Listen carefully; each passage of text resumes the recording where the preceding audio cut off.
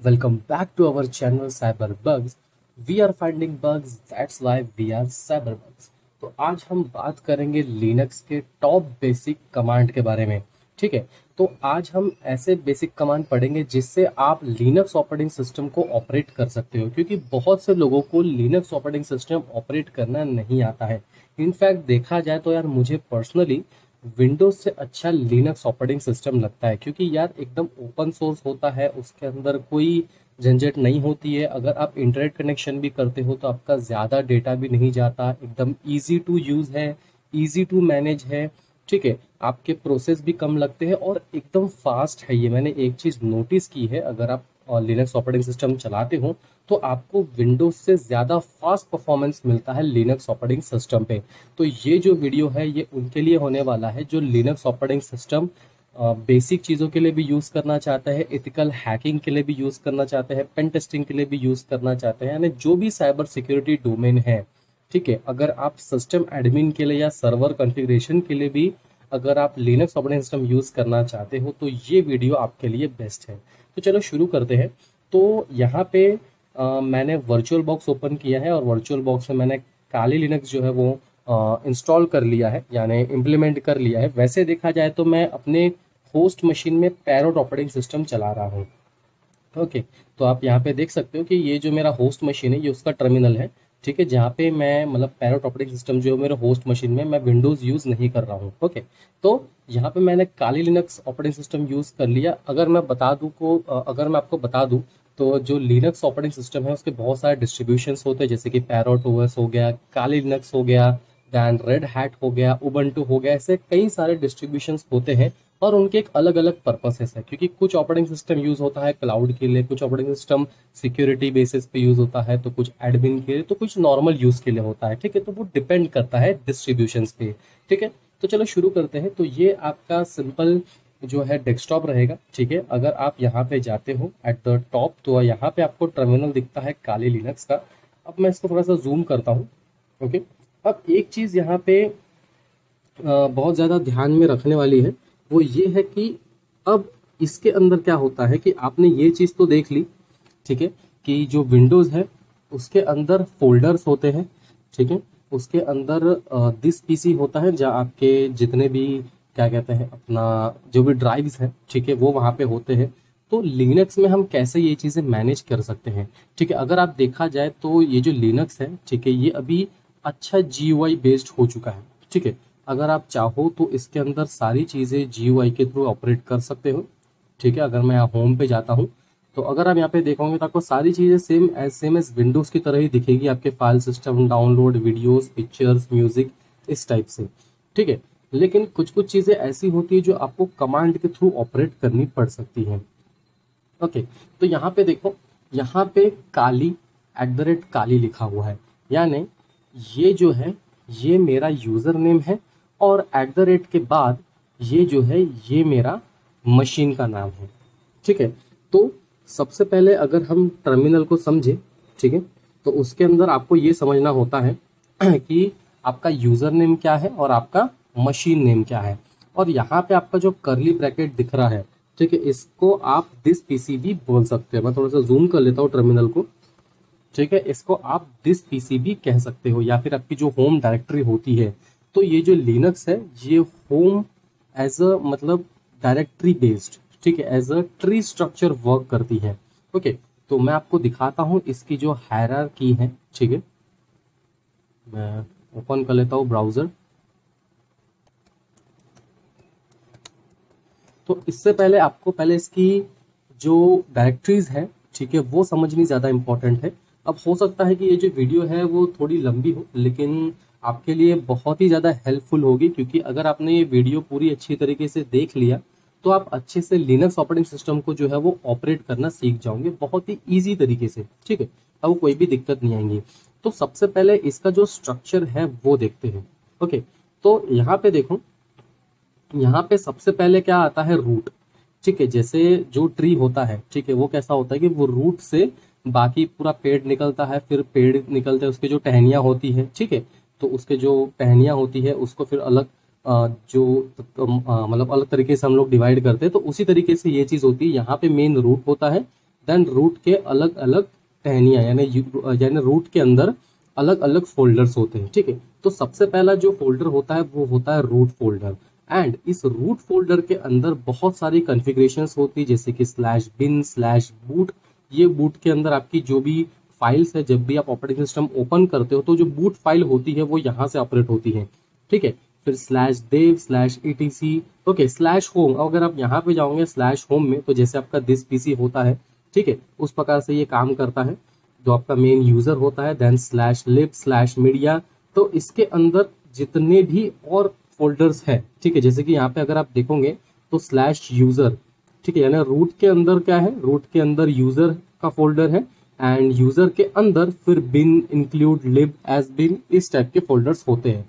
यानी ये एक प्रकार से ट्री स्ट्रक्चर है, यानी एक फोल्डर के अंदर दूसरे फोल्डर। ठीक है, तो एज अ मैं इसको डायरेक्टरी कहूंगा। ठीक है, अगर आप विंडो की भाषा में बोले तो आप उसे फोल्डर भी कह सकते हो। अब देखो, अब जब भी आप कोई भी ऑपरेटिंग सिस्टम पे लॉग इन करते हो तो एज अ यूजर करते हो। ठीक है, हमेशा दो चीजें होती है, या तो आप यूजर्स के थ्रू लॉग इन करोगे या फिर आप एडमिन के थ्रू लॉग इन करोगे, यानी रूट के थ्रू लॉग इन करोगे। तो अभी मैं एक नॉर्मल यूजर हूँ। अगर आप यहाँ पे देखोगे तो $सिग्नेचर जो होता है, इसका मतलब ये होता है कि अभी आप सिर्फ एक नॉर्मल यूजर हो। ठीक है, लेकिन अगर मुझे पूरे फुल सिस्टम का कंट्रोल चाहिए, मुझे एक एडमिन बनना है, यानी मुझे रूट बनना है। रूट क्या है? Root is a god. ठीक है, रूट एक प्रकार से भगवान है। अगर आपके पास रूट एक्सेस है तो आप कुछ भी कर सकते हो, आपको कोई भी परमिशन की जरूरत नहीं पड़ती है। ठीक है, तो आपका सबसे पहला जो कमांड होगा वो होगा sudo su। ठीक है, sudo su करके आपको एंटर कर देना है। एंटर करने के बाद आपको ये पूछेगा पासवर्ड। अब जब भी आप ऑपरेटिंग सिस्टम इंस्टॉल करते हो तो आपको user name and password specify करना पड़ता है। ठीक है, तो मैं यहाँ पे पासवर्ड टाइप कर रहा हूँ ROOT। अब मैंने टाइप तो कर लिया, लेकिन ये विजिबल नहीं है। ठीक है, ये भले ही टाइप हो चुका है लेकिन ये विजिबल नहीं है। ये एक सिक्योरिटी पर्पस के लिए होता है, ताकि आपके जो पीछे वाला बंदा है वो पासवर्ड को रीड ना कर सके। ठीक है, ये बहुत ही अच्छी चीज होती है। फिर मैं इसे एंटर करता हूँ। एंटर करने के बाद यहाँ पे देखो, आपका जो यूजर है वो रूट हो गया, यानी आप पहले नॉर्मल यूजर थे जो था काली। ठीक है, लेकिन अभी आप रूट में आ गए हो, और रूट के बाद जो ये जो काली है ये आपका मशीन नेम है। ओके, और ये आपकी डायरेक्टरी, यानी अभी आप स्लैश के अंदर हो, यानी रूट मतलब रूट के अंदर एक होम फोल्डर है, और होम फोल्डर के अंदर एक काली नाम का फोल्डर है। ठीक है, तो ये आपकी डायरेक्टरी यहाँ पे शो करेगी, और ये हैश का मतलब होता है कि अभी आप रूट यूजर हो। ठीक है, अब मुझे अगर काली के अंदर जितनी भी डायरेक्टरी है वो अगर मुझे देखनी है तो मैं क्या करूँगा, ls करूँगा, क्योंकि ls कमांड तभी यूज होता है जब आप प्रेजेंट फोल्डर की डायरेक्टरीज देखना चाहते हो। ls करके एंटर करता हूँ, तो यहाँ पे देखो काली के अंदर डेस्कटॉप है, डॉक्यूमेंट्स है, डाउनलोड है, म्यूजिक है, पिक्चर्स है, पब्लिक है, टेम्पलेट है, वीडियोस है। ठीक है, अगर मुझे किसी भी फोल्डर में एंटर करना है, जैसे कि मुझे डेस्कटॉप पे करना है, ओके, तो मैं क्या करूँगा, cd डेस्कटॉप करूँगा। अब यहाँ पे देखो, अगर आप सिर्फ DES लिख के टैब दबाते हो तो वो ऑटोमेटिकली ले लेगा। ठीक है, ये देखो, ठीक है, एंटर। तो अभी आप कहाँ पे हो, स्लैश के अंदर होम, होम के अंदर काली, काली के अंदर डेस्कटॉप। अगर मैं ls करता हूँ तो फिलहाल डेस्कटॉप में कुछ नहीं है, ये एक एम्प्टी फोल्डर है। ठीक है, फॉर एग्जांपल अगर मैं डेस्कटॉप के अंदर कोई भी चीज़ें क्रिएट करता हूँ, जैसे कि यहाँ पे मैंने एक एम्प्टी फाइल क्रिएट कर ली, एक मैंने यहाँ पे फोल्डर क्रिएट कर लिया। ओके, अब वापस से मैं जाता हूँ अपने टर्मिनल पे, और अब ls करता हूँ तो ये देखो, ये मेरी फाइल है और ये एक फोल्डर है। ठीक है, अगर मुझे अभी के नाम के फोल्डर के अंदर जाना है तो मैं क्या करूँगा, cd अभी टाइप करके एंटर करूँगा। तो अभी मैं कहाँ पे आ गया, अभी के फोल्डर पे। अगर मुझे वन स्टेप बैक जाना है, ठीक है, अब cd क्यों यूज़ करते हैं, cd इसलिए यूज़ करते हैं ताकि आप फोल्डर के अंदर जा सको।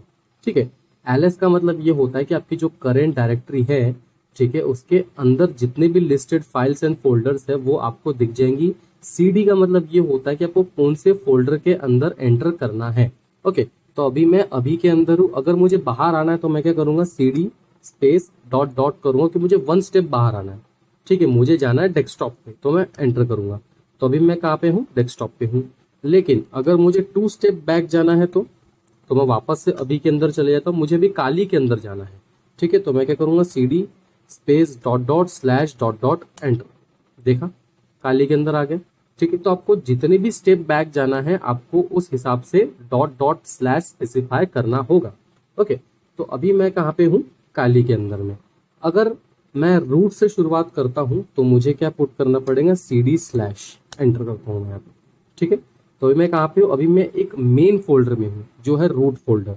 ठीक है, जो सबसे ज़्यादा मेन फोल्डर होता है जहाँ पे आपकी सारी जो कॉन्फ़िगरेशन है, जो फाइल है वो स्टोर होती है। जैसे कि मैं विंडो की बात करूँ तो विंडो में जो रूट फोल्डर होता है, एज एग्जाम्पल मैं बता देता हूँ आपको, C ड्राइव।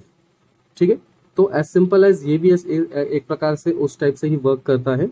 तो अगर मैं होम के अंदर जाता हूँ तो CD होम टाइप करूँगा, फिर LS करता हूँ। होम के अंदर दो है, एक एडमिन है, एक काली है, तो मैं CD काली करता हूँ और फिर LS करूँगा तो काली के अंदर में जितने भी फोल्डर्स है मुझे दिख जाएंगे। ओके, तो ये यूज होता है CD और LS का।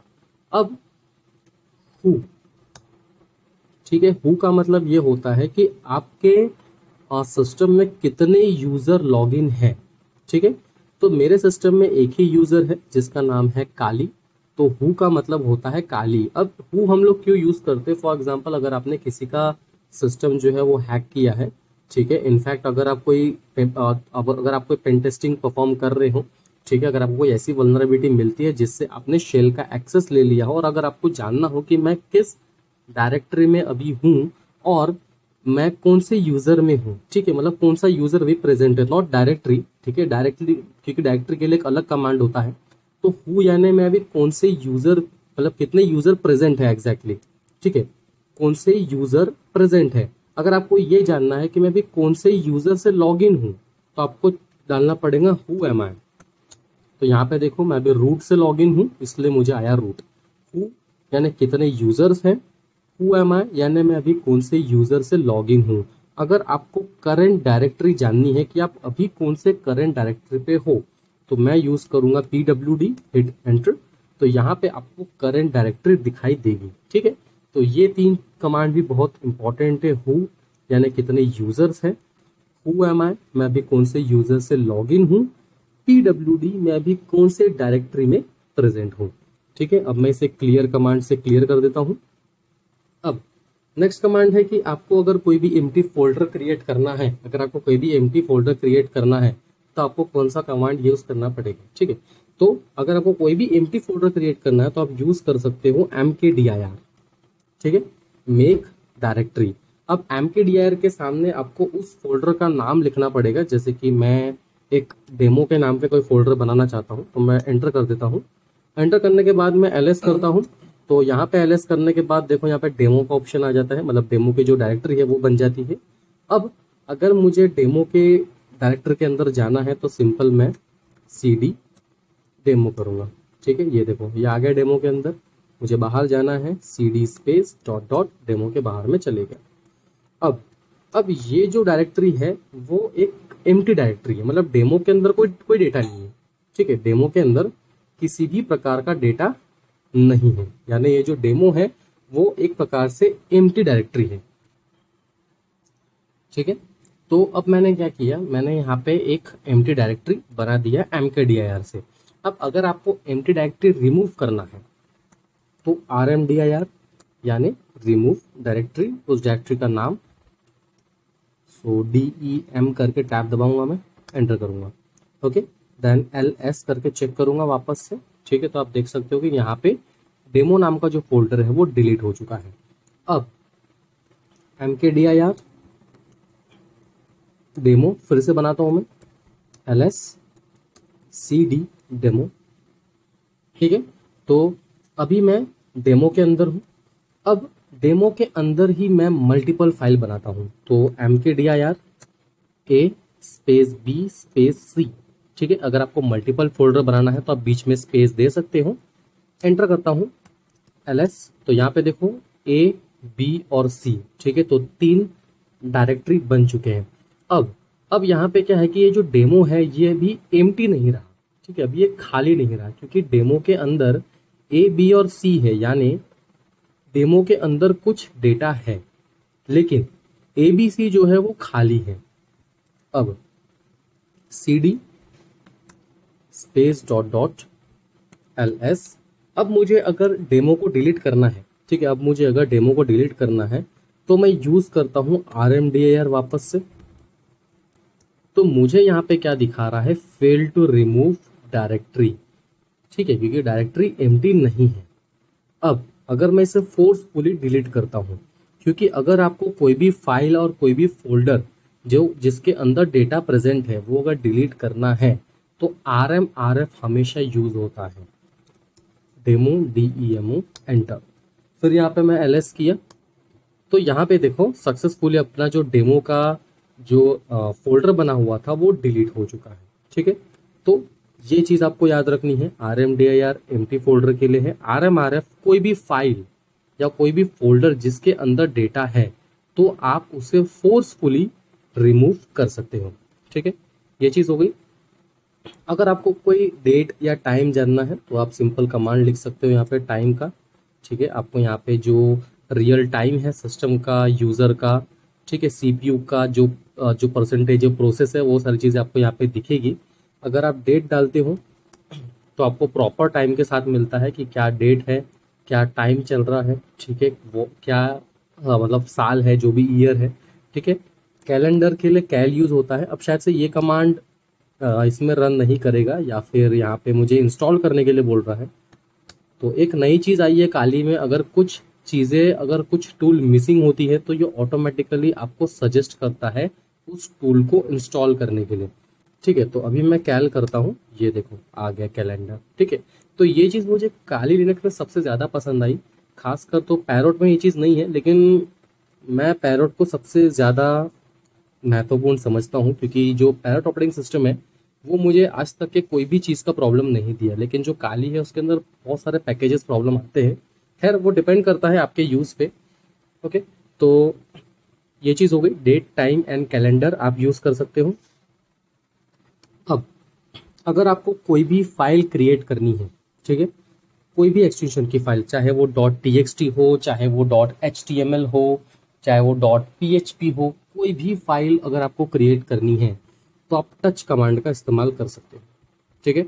तो टच करने के बाद demo.txt, अगर मुझे HTML करना है demo.html, मुझे पाइथन करना है .py, मुझे PHP करना है तो .php, मुझे अगर PDF में करना है तो .pdf, ठीक है। तो यानी मैंने कितने फाइल क्रिएट किए, 1 2 3 4 5, टोटल 5 फाइल मैंने क्रिएट किए हुए हैं।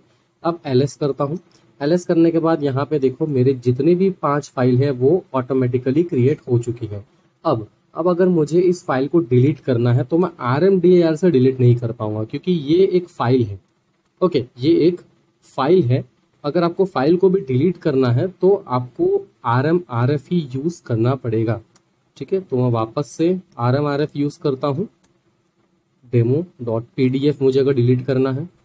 अगर मुझे मल्टीपल फाइल डिलीट करना है तो मैं डिलीट कर सकता हूँ, जैसे कि मैं PDF करता हूँ, पाइथन करता हूँ, PHP करता हूँ, HTML करता हूँ, ls, ये देखो हो गया।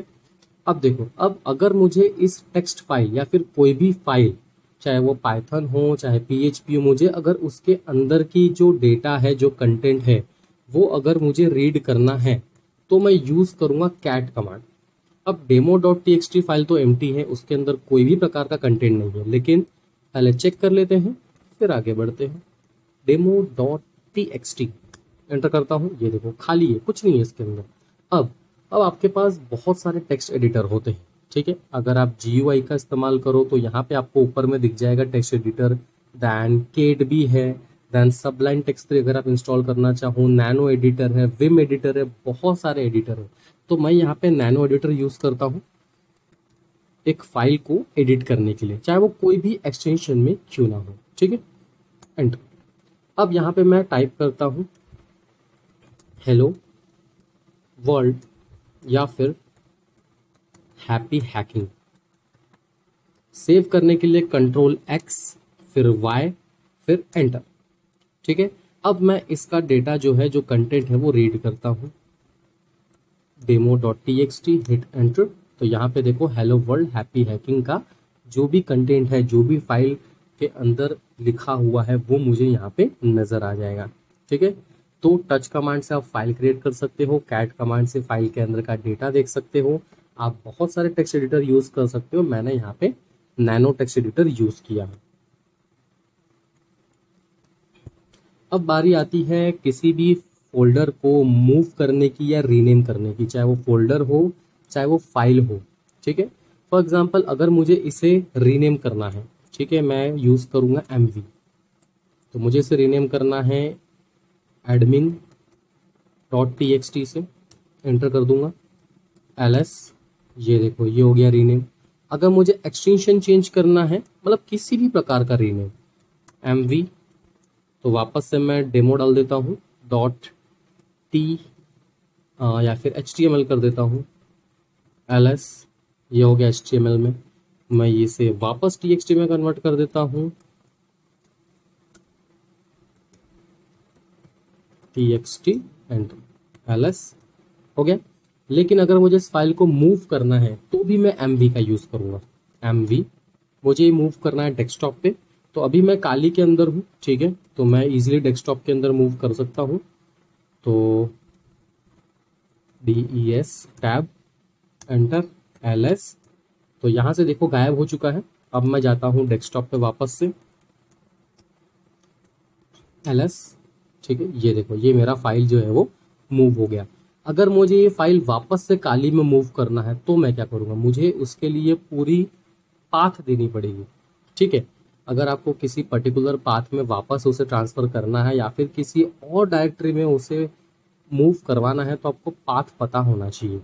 तो सपोज़ मुझे /home/काली में वापस मूव करवाना है तो मुझे क्या करना पड़ेगा, मुझे पूरी की पूरी पाथ देनी पड़ेगी। ओके, मैं सॉरी मैं CD लिख रहा हूँ, पर मैं इसे क्लियर कर देता हूँ, ls mv demo.txt। ठीक है, तो यहाँ पे मैं काली नहीं लिख सकता हूँ। ठीक है, क्योंकि यहाँ पे मैं काली इसलिए लिख सकता हूँ क्योंकि मैं अभी डेस्कटॉप के अंदर हूँ। डेस्कटॉप के अंदर कोई भी काली नाम का फोल्डर नहीं है, लेकिन मुझे होम के अंदर जा करके काली के अंदर डेटा को मूव करवाना है, यानी फाइल को मूव करवाना है। तो मैं क्या करूँगा, पहले स्लैश के अंदर जाऊँगा, फिर होम के अंदर जाऊँगा, फिर काली के अंदर जाऊँगा और फिर एंटर करूँगा। ठीक है, LS करता हूँ, यहाँ से फाइल गायब हो गई।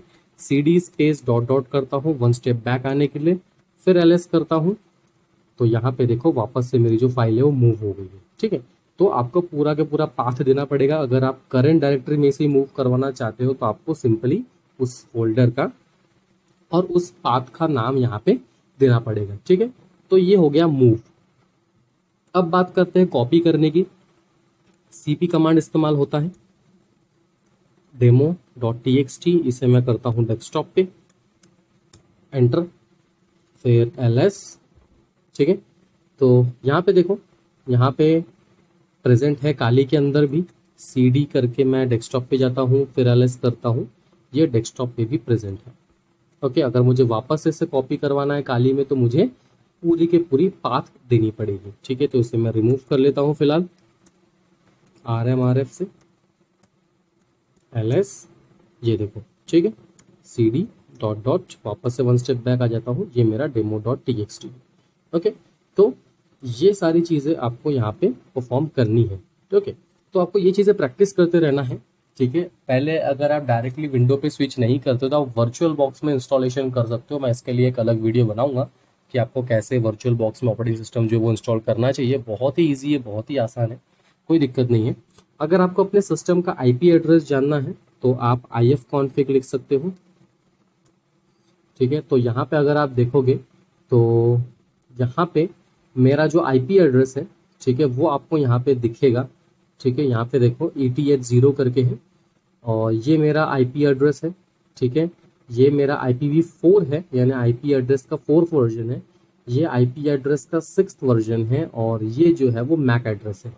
ठीक है, तो ये डिपेंड करता है, अगर आप ईथरनेट से कनेक्टेड हो यानी फिजिकल केबल से तो ETH0 दिखाएगा, अगर आप वायरलेस कनेक्टेड है तो WLAN 0 दिखाएगा, और आपके वर्चुअल बॉक्स के अंदर क्या नेटवर्क सेटिंग है उस पर भी डिपेंड करता है। ठीक है, तो यहाँ पे मेरी जो सेटिंग थी वो ईथरनेट पे थी, इसलिए मुझे ETH पे दिखाया, वरना अक्सर WLAN 0 या WLAN MON इस टाइप का दिखाता है। MON तो नहीं है ना, WLAN 0 WLAN 1 उस हिसाब से आपका जो है वो दिखाता है। जैसे कि अभी अगर मैं अपने पैरोट के सिस्टम पे दिखाऊँ आपको IF कॉन्फ़िग करके, ये देखो WLAN 0 से शो करता है।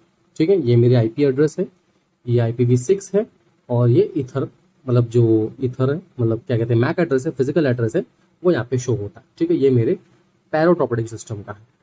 ओके, तो IP एड्रेस से आप IP एड्रेस पता कर सकते हो। अब अगर आपको कोई भी यूज़र क्रिएट करना है, ठीक है, तो आप ऐड यूज़र कर सकते हो। उसके आके यूज़र का कोई भी नाम लिख लो, जैसे कि रोबोट। अब यहाँ पे उस का पासवर्ड लिख दो, मैं सेम लिखता हूँ रोबोट। विजिबल तो नहीं रहेगा, लेकिन आपको टाइप करके एंटर करना है, फिर से री एंटर करना है।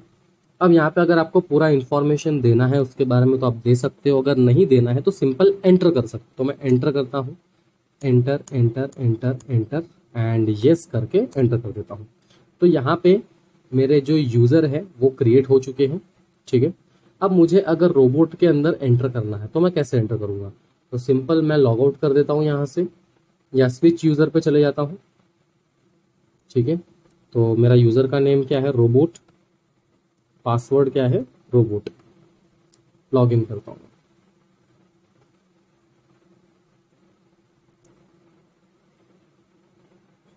ठीक है, अब देखो, अब मैं न्यू यूज़र से कनेक्ट हो गया। अब यहाँ पे अगर आपको दिख रहा होगा robot@काली। ठीक है, यानी मैंने जो यूज़र क्रिएट किया वो कोई रूट यूज़र नहीं है, वो एक नॉर्मल यूज़र है। ठीक है, फॉर एग्जांपल अगर आपका कोई पर्सनल पीसी है, अगर आप किसी को कुछ समय के लिए देते हो या फिर कुछ पर्टिकुलर चीज़ों को इस्तेमाल करने के लिए देते हो, तो आप उसे नॉर्मल यूज़र से लॉगिन करवा के दे सकते हो। ओके, तो अगर मैं यहाँ पे sudo su करता हूँ और यहाँ पे पासवर्ड डालता हूँ रोबोट, तो यहाँ पे देखो क्या लिख के आता है, robot is not a pseudo user file.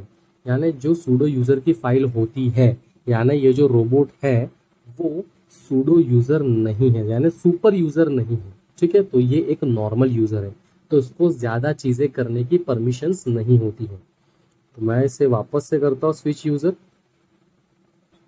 यहाँ पर डालता हूँ काली और रूट।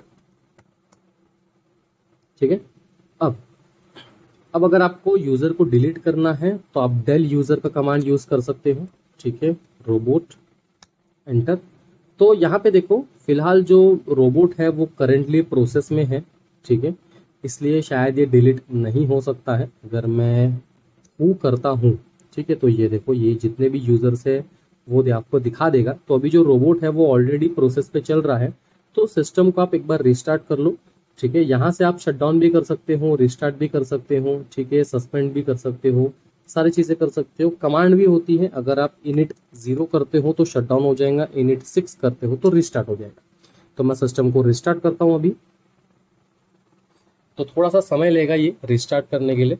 तो अभी मैं रोबोट से लॉगिन नहीं करूंगा, मैं अपने रूट यूज़र से लॉगिन करूंगा, और फिर जो रोबोट का यूज़र है उसे मैं डेल यूज़र से डिलीट कर दूंगा। ठीक है, तो चालू होने देते हैं इसको एक बार। तो यहाँ पे काली रूट,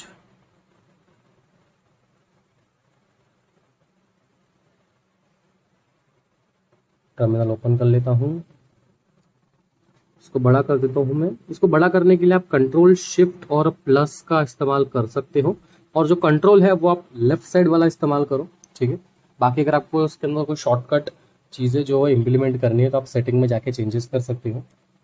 sudo su से पहले मैं लॉगिन कर लेता हूँ रूट यूज़र से। रूट इसमें थोड़ा और बड़ा करता हूँ।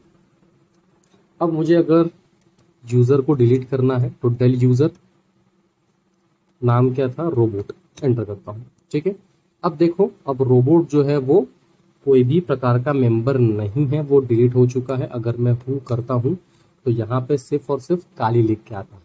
ठीक है, ये चीज़ आपको ध्यान में रखनी है। तो यूज़र बनाना सीख लिया, यूज़र को डिलीट करना सीख लिया। ओके, अपन ने मतलब हमने IP एड्रेस सीख ली। ठीक है, IP एड्रेस कैसे निकालते हैं, फिर फाइल को मूव करना, क्रिएट करना। ठीक है, ये सारी चीज़ें अभी अपने को समझ चुकी है। ठीक है, या फिर अभी मतलब मैंने समझा दिया आपको अच्छे से। ओके, तो क्लियर करता हूँ मैं। ठीक, चलो ये चीज़ हो गई। अब बात करते हैं फाइल मैनेजमेंट की। ठीक है, अगर आपको अपने फाइल को परमिशन देना है, ठीक है, अगर किसी भी फाइल को परमिशन देना है तो परमिशन मैनेजमेंट इस्तेमाल होता है। ठीक है, अगर मैं किसी भी फाइल को परमिशन देता हूं तो आपको परमिशन मैनेजमेंट का इस्तेमाल करना पड़ेगा। तो पहले मैं यहाँ पे ओपन कर लेता हूँ टेक्स्ट एडिटर। ठीक है, इसको बड़ा कर लेता हूँ, शिफ्ट।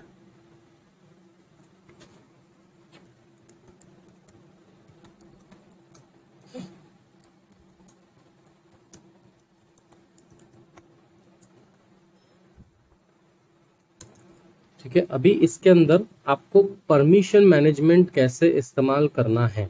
ठीक है, वैसे देखा जाए तो बहुत सारे इसके शॉर्टकट है। ठीक है, मतलब आप सिंबॉलिक फॉर्म में भी इसको जो परमिशन है वो अप्लाई कर सकते हो। अगर आपको न्यूमेरिकल के फॉर्म में करना है तो भी आप कर सकते हो। ठीक है, अब देखो इसे परफॉर्म कैसे करना है। तो सिंपली मैं एक फाइल बना लेता हूँ, या फिर मेरे पास ऑलरेडी फाइल है यहाँ पे, ये देखो demo.txt। ठीक है, अब अगर मैं इसकी परमिशन चेक करता हूँ तो ls आपको करना है और एंटर करना है। अगर आप ls करते हो तो यहाँ पे देखो आपको सारी के सारी परमिशन दिख जाती है। यानी ये है मेरे यूजर के लिए या रूट के लिए, ये है ग्रुप के लिए, और ये है अदर्स के लिए। मैं इसे कॉपी कर लेता हूँ और आपको थोड़ा अच्छे से समझाता हूँ, ताकि कैसा कंसेप्ट क्लियर होना बहुत ज़्यादा इंपॉर्टेंट है। अगर आपके कंसेप्ट क्लियर नहीं होगे तो प्रॉब्लम्स आ जाती है। ओके, तो ये जो रीड एंड राइट है, ठीक है, वो है नॉर्मल यूज़र रूट के लिए। ये जो राइट है, यानी सॉरी, ये जो रीड है वो है ग्रुप के लिए, और यहाँ पे जो रीड है वो है अदर्स के लिए। ठीक है, तो ये तीन चीज़ आपको समझनी है, यूज़र, ग्रुप, अदर्स। ओके, अब आपको परमिशन देने के लिए CH मोड का इस्तेमाल करना पड़ेगा। ठीक है, अब CH मोड के अंदर मैं न्यूमेरिकल का इस्तेमाल कर सकता हूँ या फिर मैं सिंबॉलिक फॉर्म का इस्तेमाल कर सकता हूँ। ठीक है, तो मैं न्यूमेरिकल का ज़्यादा इस्तेमाल करता हूँ क्योंकि वो मुझे ईजी पड़ता है, और मैं मल्टीपल यूजर्स को भी वो चीज़ें अलॉकेट कर सकता हूँ, यानी परमिशन जो है वो अलॉकेट करवा सकता हूँ। अगर मुझे सिर्फ रूट या नॉर्मल यूज़र के लिए करवाना है कि भाई यहाँ पे देखो जैसे कि 4 to 1 है, यानी रीड, सिर्फ मुझे रीड की परमिशन देना है, या तो मैं 4 दे सकता हूँ, और फाइल का नाम रहेगा यहाँ पे, वेट अ मिनट, हाँ ठीक है, LSL से मैं चेक करता हूँ, ये देखो सिर्फ और सिर्फ यहाँ पे रीड की परमिशन दी हुई है। ठीक है, अगर मुझे रीड एंड राइट की परमिशन देनी है तो आपको थोड़ा सा यहाँ पे एडिशन करना पड़ेगा। तो एडिशन के लिए यहाँ पे रीड के लिए क्या है 4, राइट के लिए क्या है 2, सो 4 + 1 = 6। तो यहाँ पे मैं 6 करता हूँ, ls करता हूँ, ls-l, ये देखो रीड एंड राइट। अगर एग्जीक्यूट भी करना है तो 4 + 2 + 1 = 7, हिट एंटर करता हूँ, ls-l, ये देखो रीड राइट एंड एग्जीक्यूट। अगर मुझे सिर्फ रीड और एग्जीक्यूट चाहिए तो 4 + 1 5 करता हूँ, ls-l करता हूँ, ये देखो रीड एंड एग्जीक्यूट। ठीक है, तो ये हो गया एक नॉर्मल यूजर के लिए ना, जो अपना रूट यूजर है। अब आप डायरेक्टली, ठीक है, एक चीज का हमेशा ध्यान रखना कि आप डायरेक्टली ग्रुप को परमिशन नहीं दे सकते, क्योंकि सबसे पहले आपको अपने यूजर को और या फिर अपने रूट को परमिशन देनी ही होगी, क्योंकि आप खुद एक रूट यूजर हो, ठीक है, आप एक खुद भगवान हो। अगर आपको परमिशन मिली है तभी आप दूसरों को परमिशन अलॉकेट करवा सकते हो। ठीक है, ये एक सिनेरियो बता रहा हूं मैं आपको। अब देखो, अब यहाँ पे मैं 7 कर देता हूँ, ठीक है, क्योंकि मुझे रूट को रीड, राइट एंड एग्जीक्यूट तीनों देना है। अब बारी आती है नॉर्मल ग्रुप की, ये जो ग्रुप है, ठीक है, अब इसको मैं सिर्फ रीड की परमिशन दे रहा हूँ, यानी मैं यहाँ पे डाल देता हूँ 7 और 4, यानी 74। ठीक है, ये जो 7 है वो यूजर के लिए है या रूट के लिए है, और ये जो 4 है वो ग्रुप के लिए है। एंटर कर लेता हूँ, LSL करता हूँ, ये देखो रीड, राइट एंड एग्जीक्यूट मेरे रूट के लिए है, और ये जो सिर्फ रीड है वो नॉर्मल यूजर के लिए है। ठीक है, यानी ग्रुप के लिए है। अगर मुझे इसे रीड और राइट करवाना है, सो मैं यहाँ पे डालता हूँ 4 + 2, ठीक है, 6। LSL, ये देखो रीड राइट एग्जीक्यूट यूजर के लिए, रीड और राइट ग्रुप के लिए है। अगर मुझे तीसरे मतलब अदर यूजर को भी परमिशन देनी है, फॉर एग्जाम्पल मुझे अदर यूजर को रीड की परमिशन देनी है, तो ये मैं 4 नंबर करता हूँ, एंटर करता हूँ, LSL करता हूँ। तो यहाँ पे देखो रीड राइट एग्जीक्यूट, ठीक है, यहाँ पे जो 7 था रीड राइट एंड एग्जीक्यूट वो है मेरे रूट यूजर के लिए यानी जो नॉर्मल यूजर है। देन 6 जो है वो ग्रुप के लिए है यानी रीड और राइट, और जो 4 नंबर है यानी सिर्फ रीड है वो अदर यूजर के लिए है। ओके, अगर मुझे तीनों को सेम परमिशन देनी है, read write execute, read write execute, तो मैं chmod 777 इस्तेमाल करूंगा, LSL करूंगा। तो यहाँ पे देखो read write execute for the user, read write execute for the group, read write execute for the others. समझ में आ गया? एकदम सिंपल है। तो या तो आप फाइल को परमिशन दे सकते हो, अगर आपको फोल्डर को परमिशन देना है तो आप फोल्डर को भी परमिशन दे सकते हो। ठीक है, अगर आप यहाँ पे एग्जीक्यूट का परमिशन ऐड करते हो तो यहाँ पे देखो आपका जो टेक्स्ट का कलर है वो चेंज हो जाता है। ठीक है, तो ये मतलब ये जो कलर है वो ये दर्शाता है कि आपका जो फाइल है, जो फोल्डर है वो एग्जीक्यूटेबल है। ठीक है, उसे आप इजीली एग्जीक्यूट कर सकते हो। ठीक है, इसे मैं क्लियर कर लेता हूँ। ठीक है, तो आई होप आपको जो परमिशन मैनेजमेंट है, ठीक है, वो भी आपको समझ में आ गई हो। वैसे देखा जाए तो लिनक्स के अंदर काफ़ी सारे कमांड्स आते हैं। ठीक है, अगर आप एक एथिकल हैकर बनना चाहते हो, अगर आपको एथिकल हैकर बनना है, या फिर अगर आप साइबर सिक्योरिटी डोमेन के थ्रू कोई भी साइबर सिक्योरिटी कोर्सेज सीखना चाहते हो, ठीक है, चाहे पेन टेस्टिंग हो, CISM हो, ओके, तो आपको पहले एथिकल हैकिंग सीखनी पड़ेगी। आपको बेसिक चीज़ें आना ज़रूरी है। ठीक है, आपको बेसिक कंसेप्ट आना ज़रूरी है। ओके, तो अब यहाँ पे एक और कमांड है LSBL के, ये आपको दिखाएगा कि आपके जो डिस्क है, ठीक है, वो कितने GB का है और उसमें कितने पार्टीशन है। यानी ये जो SDA है, टोटल मेरा 80 GB का मैंने अलोकेट किया है और 80 GB के अंदर 3 पार्टीशन है, यानी SDA 179 GB का है। फिर मेरा जो CD ड्राइव 2 है वो, sorry not CD drive, hard drive, वो जो 1K का मतलब 1 KB के आसपास का है, एंड जो थर्ड पार्टीशन किया हुआ है वो 975 MB का है। ठीक है, तो सबसे पहला आपका सी ड्राइव होता है एंड विंडो में, फिर उसके बाद सेकेंडरी ड्राइव होता है, फिर उसके बाद आपका जो भी तीसरा ड्राइव होता है। ठीक है, तो इस प्रकार से यहाँ पे भी एलोकेट किया जाता है। ओके, तो LSB-LK से आप चेक कर सकते हो। अगर आप PS करते हो तो आपके सिस्टम में जो करंट प्रोसेस हो रहा है वो आपको यहाँ पे शो करता है। ठीक है, सूडो यानी मैं भी जो सूडो यूजर में हूँ। ठीक है, फिर यहाँ पे जो ZSH है वो बैश कमांड का प्रोसेस है। PS है यानी मैंने भी जो करेंटली PS का जो चीज़ें रन की है। अब यहाँ पे प्रोसेस का मतलब क्या होता है कि जैसे आपके विंडो में टास्क मैनेजर होता है ना, वैसे ही यहाँ पे ये चीज़ें वर्क करती है। वैसे देखा जाए तो इसका GUI भी अवेलेबल है। अगर मैं यहाँ पे क्लिक करता हूँ, ये देखो ये ऊपर में यहाँ पे आता है टास्क मैनेजर। ठीक है, तो यहाँ पे अगर मैं क्लिक करता हूँ तो आपको जितने भी टास्क है वो यहाँ पे दिख जाते हैं। जो आपको इसमें दिखते हैं ना विंडो में, आपको same as it is task manager यहाँ पे देखने को मिलता है। अगर आप पैरोट की बात करूँ तो पैरोट में भी होता है। ठीक है, तो इसका जो KS गार्ड करके है, या फिर अगर आप बोलते हो सिस्टम मॉनिटरिंग या सिस्टम मॉनिटर, तो ये आपका इस्तेमाल होता है पैरोट ऑपरेटिंग सिस्टम में। ओके, तो सेम चीज़ें आप सिस्टम लोड में देख सकते हो कि कितना सिस्टम क्या लोड ले रहा है। ठीक है, क्या प्रोसेस टेबल्स है, कौन कौन सा एप्लीकेशन कितना प्रोसेस ले रहा है, सेम चीज़ें आप इसमें देखते हो। ठीक है, काली लिनक्स में टास्क मैनेजर के रूप में। तो आपको सारी चीज़ें इसके अंदर GUI मिल जाती है, प्लस आप बेसिक कमांड के थ्रू पूरे ऑपरेटिंग सिस्टम को ऑपरेट कर सकते हो। तो वैसे देखा जाए तो काफ़ी सारे कमांड जो है वो अवेलेबल है लिनक्स में। ठीक है, फिलहाल बेसिक कमांड यहीं तक सीमित है। ठीक है, वैसे देखा है तो बेसिक कमांड कई सारे हैं, लेकिन ये जो कमांड्स हैं वो बहुत ही ज़्यादा इम्पॉर्टेंट है जो आपको आने चाहिए। ठीक है, तो कुछ चीज़ें मैं आपको और बता देता हूँ, जैसे कि अगर आपको कोई भी टूल इंस्टॉल करना है। ठीक है,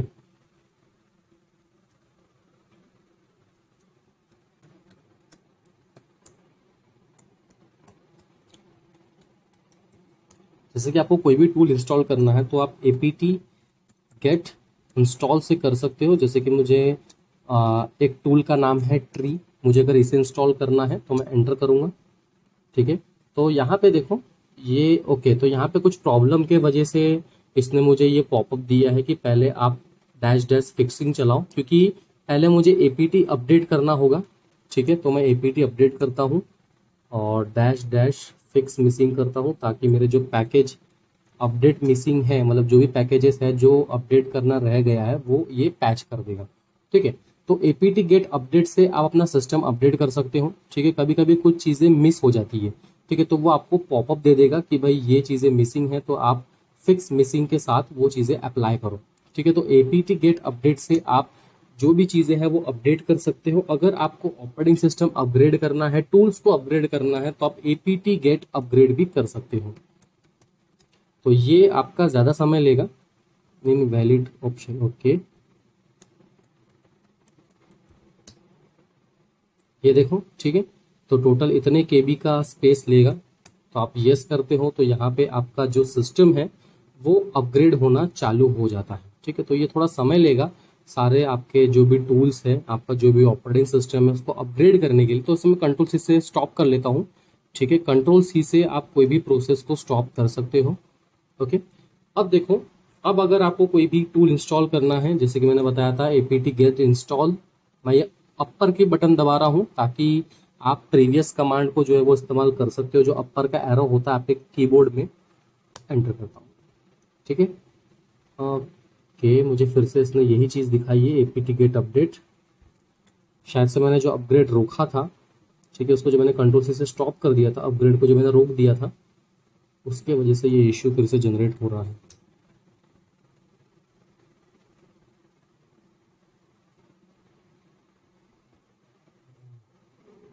थ्री, ओके, तो यहाँ पे कुछ इश्यू हो रहा है, तो मुझे इसे शायद से फिक्स करना पड़ेगा, या फिर कुछ आईपी का इश्यू है। ओके, तो चलो कोई दिक्कत नहीं है, मैं आपको पैरोट में दिखा देता हूँ। मेरे कमांड सेम इस्तेमाल होती है। ठीक है, sudo su apt get install tree। ठीक है, ये देखो, अब ये ऑलरेडी इंस्टॉल्ड है। ठीक है, अगर ये ऑलरेडी इंस्टॉल था इसलिए मुझे इसने बताया कि भाई ऑलरेडी इंस्टॉल्ड है। अगर मुझे कोई और इंस्टॉल करना है, जैसे कि KCAL करके टूल है, ओके, KCAL है कि CAL करके समथिंग कुछ टूल का नाम है। ठीक है, जो भी आपको टूल का नाम लगता है वो आप यहाँ पे डाल सकते हो, बस आपको टूल का नाम याद रहना चाहिए। जैसे कि nmap है, हाँ, अब देखो, अब nmap को मेरे इसमें ऑलरेडी इंस्टॉल्ड है, लेकिन मुझे अपग्रेड करने के लिए बोल रहा है। ठीक है, तो मैं इसे यस कर देता हूँ। ओके, तो यस करने के बाद अगर आपका टूल अपडेट नहीं है तो ये अपडेट भी कर देगा, अगर इंस्टॉल नहीं है तो ये टूल को इंस्टॉल कर देगा। ठीक है, तो काली में कुछ प्रॉब्लम आ रही है, उसके वजह से इश्यू हो रहा है, अदरवाइज आपका अपडेट हो जाता है, कोई दिक्कत नहीं आती है। तो इसे बाद में देखते हैं। अगर आपको गिटहब से कोई भी टूल को इंस्टॉल करना है, या फिर जो गिटहब रिपोजिटरी होती है वहाँ से आपको कोई भी रिपोजिटरी जो है वो अपने इसमें इंस्टॉल करनी है, तो आप कर सकते हो। जैसे कि एक टूल है गिटहब का रेड हॉक, जो इंफॉर्मेशन गैदरिंग के लिए यूज होता है। इसे मैं कॉपी करता हूं, then git space clone paste.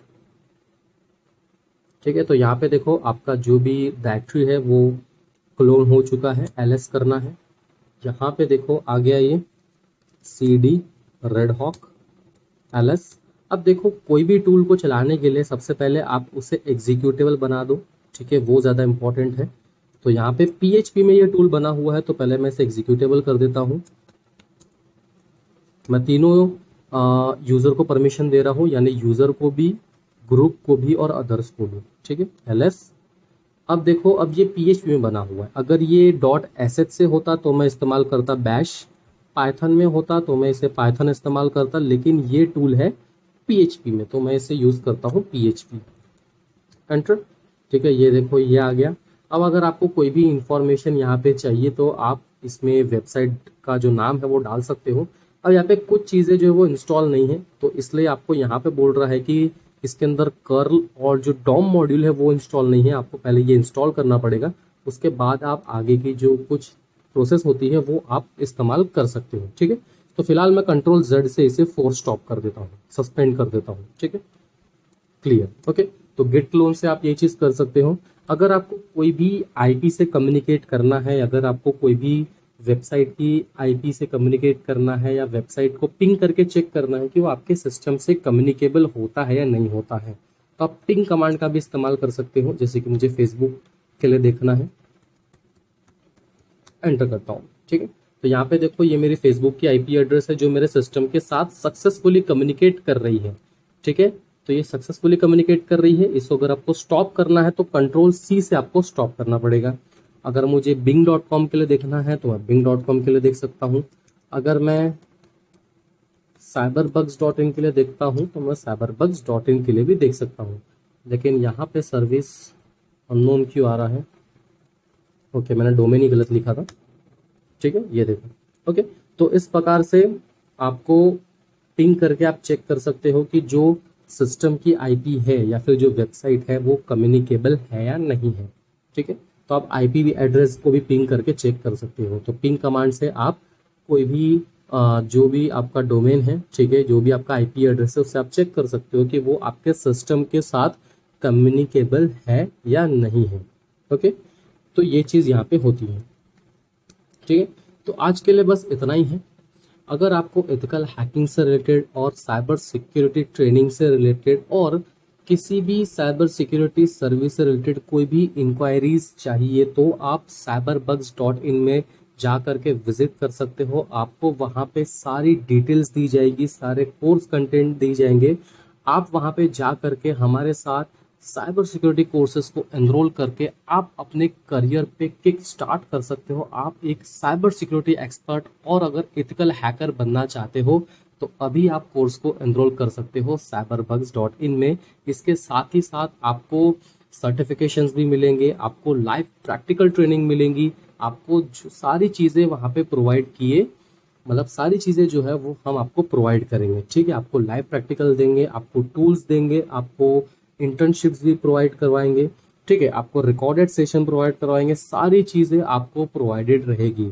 तो आज के लिए बस इतना ही है। अगर आपको वीडियो पसंद आए तो लाइक, शेयर एंड सब्सक्राइब जरूर कर देना। मिलते रहेंगे अगले वीडियो पे।